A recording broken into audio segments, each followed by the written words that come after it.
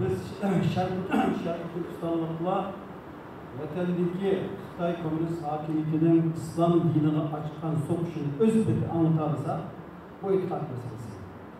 Xitay Komünist hakimiyeti bugün Kur'an-ı Kerimlerini köydürüyordu.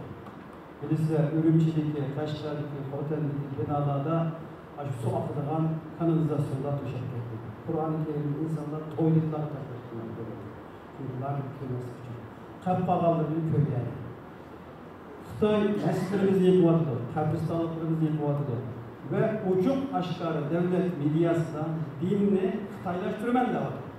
Ve 7. ayda Xi Jinping'deki Şarkı Türkistan'ı ziyaretlerinde bunu tekrar.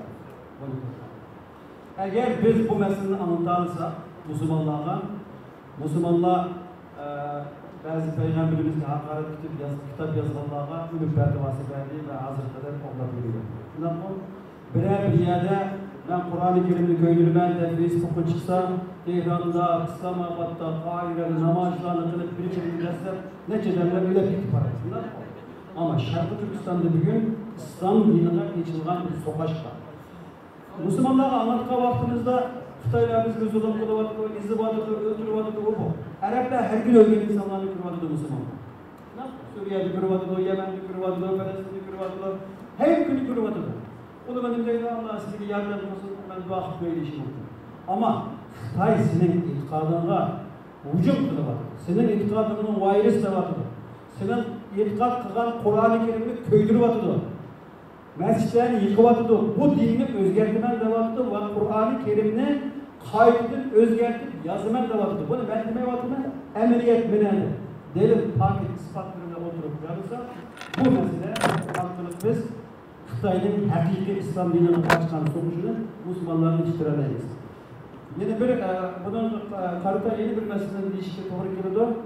Biz Uygurlar, bütün Müslüman ümmetinin yani Müslümanlarınki etikadından ügendik, tarihini ügendik, şahsiyetlerini ügendik, hikayelerini ügendik. Biz bunun için Uygurlarının hikayelerini Müslümanlığı sözleşimiz gerek. Alimlerimizin hikayelerini sözleşimiz gerek. Bu hafta Uygur Tatbikat Merkezi Center for Uygur Studies bizdeki hazır kadar Müslüman dünyasında faaliyet edip privatkan ulemalar birliğimiz var, mağrib teşkilatları var ve nurgun kardeşler var. Muşlarla yardımlaşış halinde bir proje başlattık. Biz sohbetlerimizde, içtimai platformlarımızda Arapça, İngilizce 40. yıllarda Şarkı Türkistan'daki alimlerini konuşturmaz. Şarkı Türkistan'ın coğrafyasını konuşturmaz. Şarkı Türkistanlıklarının İslam hazaratına, medeniyetine kat töhfelerini konuşturmaz. Biz bir Irak'taki bir Müslüman emez, Müslüman dünyasının menisi olan Orta Asya'nın bir partisini konuşturmaz. Bu hafta yardım işlemlerini inşallah rica edilimiz. Ahirki yeni bir mesele Nümü'nde etti, Abdullah Oğuz Bey'in etti. Bu Orta Asya İslam devletleri emrisi müstebit diktatör devletler onların bazı meselelerini kolu keltiriş testi. Hakikaten kısa müddetli test.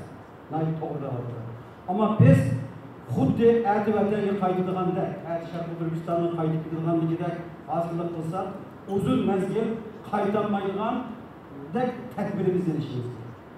Biz chet elde assallık durup yüzümüzden medeniyetimizi qanday aldap qalamiz, kelimizni qanday aldap qalamiz, kuchni nereden tapamiz, bunu izleyişimiz gerek. Hazır biz Garip'te faaliyetler hep privatimiz.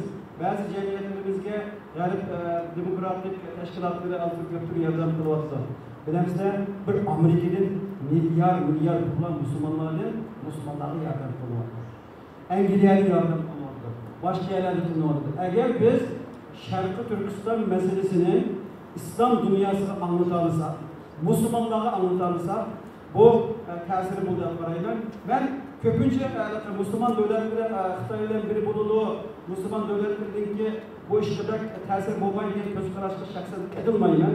Çünkü ben 86'dan beri İslam dünyaları ve garipler yürütümen, okutumen Müslüman ümmeti ötken işki, esirde ötken gidemde 90. yıllardan tatlı hazır kadar birkaç başlarda galibiyet tutmadı. Mağlup olmadı. Rusya'nın yanında. Şuna bak. Hazır bir gün Orta Asya paramparça boğan bilen yüzüge kaldı taklarını. Özüren akit vardı. Bunlarda askeri, iktisadi, ilmi güçler var. Mana bir misolni deb gapimni tugatay. Biz Angliyaga shu balki Misharlik İstanbuldagi tashkilotlarimizga, maktabdagi yerlar qilayotgan qurilishlarga bir qancha bilan o'tirib paranlashdik. Ular sharqi hatto falastinliklar Sharqi Turkistondagi masalani anglagan uchun nima bilamsizlar?